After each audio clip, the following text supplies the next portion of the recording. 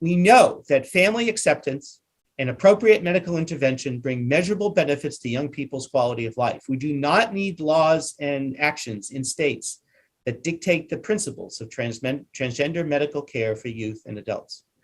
Now, one challenging source in the literature was published in 2018 by Dr. Lisa Littman of Brown University in PLOS 1, entitled Parents' Reports of Adolescents and Young Adults Perceived to Show Signs of Rapid Onset of Gender Dysphoria.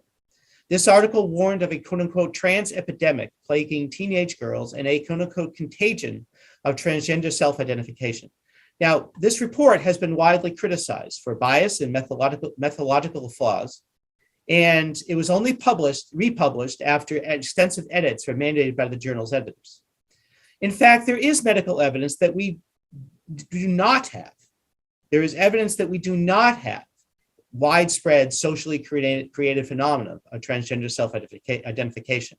One June 2019 paper published in Translational Andrology and Neurology was entitled Demographic and Temporal Trends in Transgender Identities and Gender Confirming Surgery.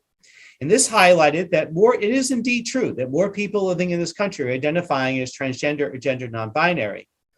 But they note that the wider medical literature attributes this increase to better survey methods, greater social acceptance and visibility, rather than any societal changes that have increased the actual rate of transgender self-identification.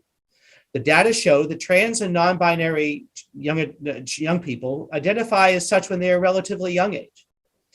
And the authors noted that these findings were consistent across age groups. And the report suggests that growing trans and non-binary prevalence are attributed to increasing awareness, acceptance, and self-reporting rather than an actual increase in prevalence. And there's a recent study, I believe, in the journal Pediatrics, which also highlights this fact with different types of data.